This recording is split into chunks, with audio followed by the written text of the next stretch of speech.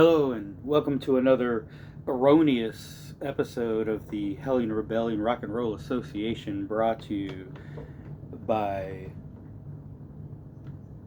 Hollygeist.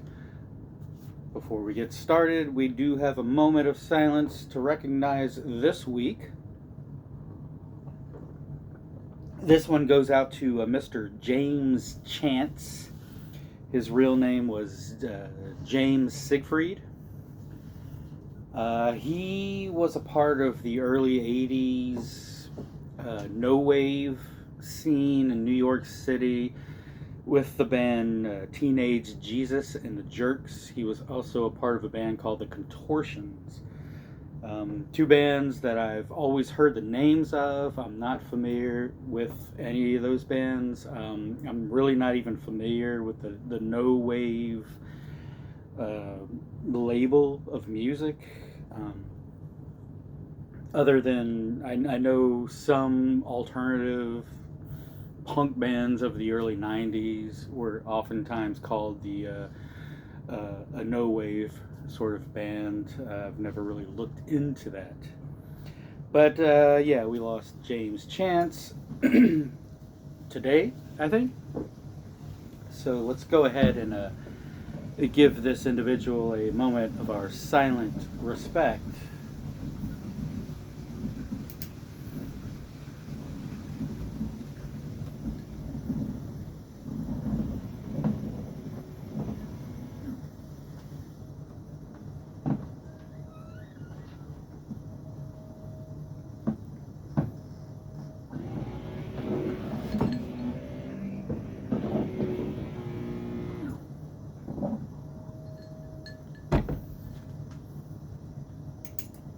Okay. I think vacuum cleaners were considered instruments in the no wave scene. But may Mr. James Chance find no waves in the oceans of the afterworld so he can learn to become comfortable in his new surroundings. Tonight, I finally got my tape player working again. God forbid I just go buy a cheap one, but I like to tinker. So we're going to do a tape, and this tape is coming at you by way of a band called Brutal Poverty.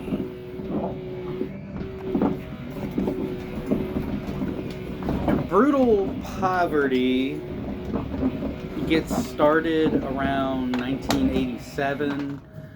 They really wouldn't start touring or doing anything until probably the early to mid 90s, definitely the late 90s. And they are from Corpus Christi, Texas.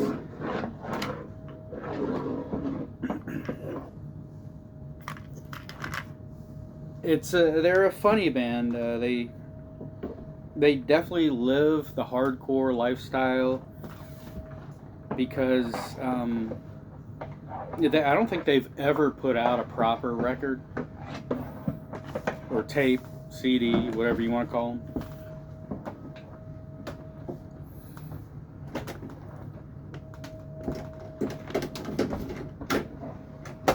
In fact, the only thing I could find that these guys officially recorded was a compilation of Corpus Christi hardcore bands and their demos, and the comp was called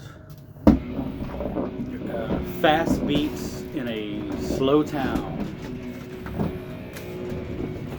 I saw these guys back in 1996 or 1997, and they they either opened up for Los Crudos or they opened up for a band called Riot Gun. And they're kind of a part of that southwestern, southern Texas Hispanic hardcore scene, which there was a lot of in the 90s. I'm sure there's still a lot today. And these guys were you can just tell this group of individuals, these all of these bands, they really pay a lot of tribute to suicidal tendencies. Um, there's a lot of crossover in accents and language, and as far as like that style of hardcore, it's so distinct to Texas, Arizona, New Mexico. It's so different than New York and Agnostic Front, and it's different than Murphy's Law and L.A. It's different than Midwestern metalcore. Um, it's different than the big crusty PC bands coming out of Minnesota and Wisconsin. It really does have a sound all of its own. These guys speak English, and that's all I could really find on this band. What I do know, though, is if you go to one of their shows, and they are still around today, if you can believe it, they do have tapes and CDs. Even though nothing has ever been officially produced, they do have a lot of these. And that's how I got my hands on one. So what else do I want to say about Brutal Poverty? Hardcore, it's very political, very social. Their theme is, of course, poverty, but it's not just financial poverty. It's poverty of the spirit, poverty of the soul. There's some definitely Latino pride going on in some of this. They were known to really, in the 90s anyway, I don't know what they've been doing lately, but in the 90s they were really only known to play in like the southern United States, the southwestern United States, and then northern Mexico is where you'd find these guys. On the inside of this little tape, they have a little thing saying, "In a few short years from now, as the new millennium approaches, millions and millions of hard-working people around the world will fall victims to the almighty poverty. The rich will grow stronger while the poor grow tired of waiting. This will cause a dramatic increase in crime and gang activities. It is up to you, the youth of the world, to take command. The revolution is near, and the only way to stop it is to understand it. This is Brutal Poverty." And I definitely I can pick up what they're putting down. I don't know if it truly happened at the turn of the millennium, but the wheels were working, and I mean, you look at the politics of this country today, or even around the world. It's awful. It is absolutely awful. And the powers that be are still trying to create worlds where there's only haves and have-nots, and there's no middle ground anywhere. So I definitely get what these guys are saying. Let me quit prattling on and waxing poetic about brutal poverty, and let's go ahead and check these guys out.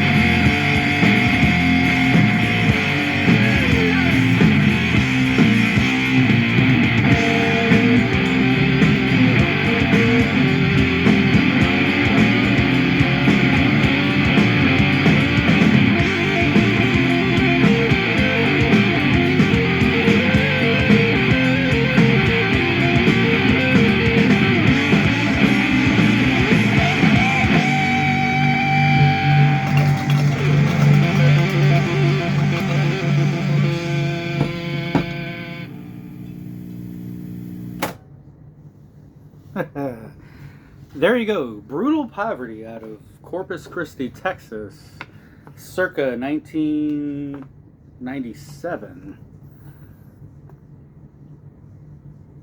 Again, still around, still playing shows here and there once in a while. A lot older now. But did you hear like what I'm saying about the suicidal tendencies things? Like some of the change ups and some of the riffs, and even when they get hard, they kind of have that early, you know, first album suicidal thing. You know, there's just such a huge respect for that band and the history that they put themselves in the world of hardcore and punk rock. But yeah, a lot of these bands from Texas and that area of the world kind of sound like this. Anyway, I hope you liked it. I love it. I'm just so happy I got my tape player working again. Other than that, that's all I have for you tonight. I will see you next time. Remember to reduce, reuse, and recycle.